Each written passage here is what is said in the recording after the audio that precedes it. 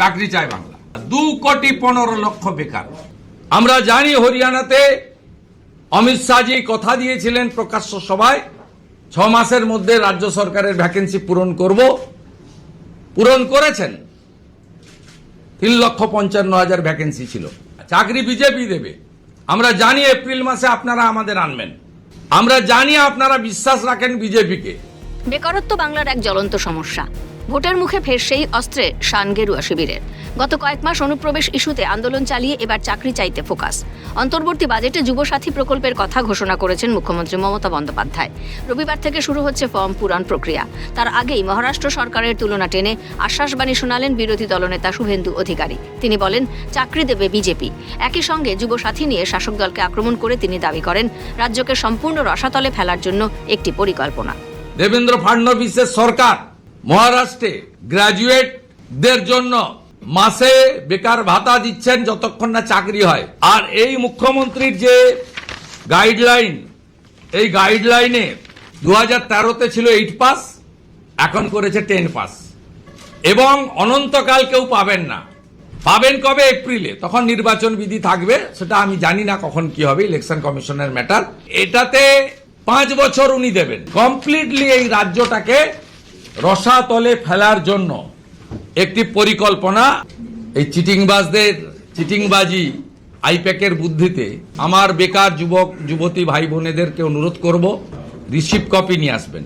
2013 সালের 17 লক্ষ form KG দরে বিক্রি করেছে এই সরকার।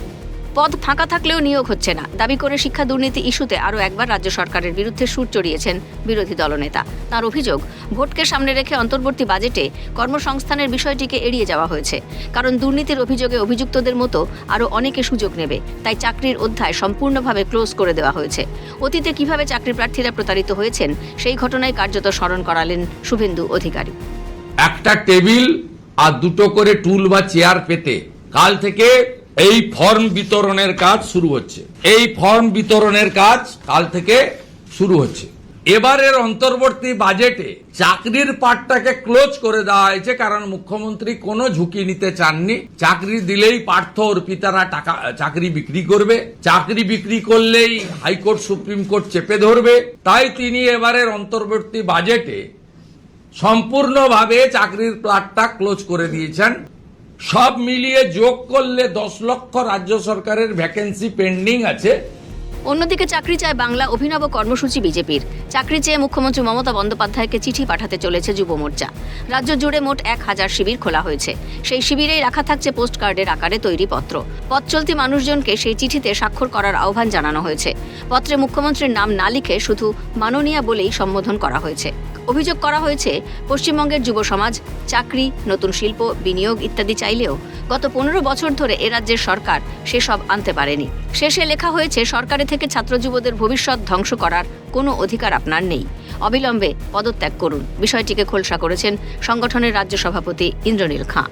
যে চাকরি দিতে পারে না, যে শিল্প আনতে পারে না, যে বিনিয়োগ আনতে পারে না, যে নিজের সরকারি চাকরিটুকু পর্যন্ত রক্ষা করতে পারে না চোরদের থেকে, আর যে সরকারি যারা চাকরি করছে তাদেরকে ডিএও দিতে পারে না, সেই সরকারের কি মুখ্যমন্ত্রী পদে থাকার কোনো, সেই মুখ্যমন্ত্রীর থাকার কোনো অধিকার আছে? অধিকার নেই বলেই যুবরা এগিয়ে এসছে। আর এই কর্মসূচি শুধু যুব মোর্চার না বা ভারতীয় জনতা পার্টি না, এই কর্মসূচি পশ্চিমবঙ্গের যুব সমাজে লক্ষ লক্ষ যুব পশ্চিমবঙ্গ জুড়ে বিভিন্ন শহর, বিভিন্ন গ্রামে একত্রিত হয়ে এই চিঠি লিখছে এবং মুখ্যমন্ত্রীর উদ্দেশ্যে এখানে পরিষ্কার লিখে দিচ্ছে, আপনার যখন চাকরি দেওয়ার ক্ষমতা নেই, তাহলে আপনারও পদে থাকার কোনো উচিত নয়। একদিকে যুবসাথী প্রকল্পের মাধ্যমে যুবকদের পাশে থাকার বার্তা দিচ্ছে রাজ্য সরকার, অন্যদিকে বিশ্বাসযোগ্যতা নিয়ে প্রশ্ন তুলে কর্মসংস্থানকে হাতিয়ার বিজেপির। তাই বাংলার যুব সমাজের কাঁধে ভর করেই যে ভোট বৈতরণী পার করতে চলেছে বাংলার দুই প্রধান দল, তা আর বলার অপেক্ষা রাখে না। ক্যালকাটা নিউজ।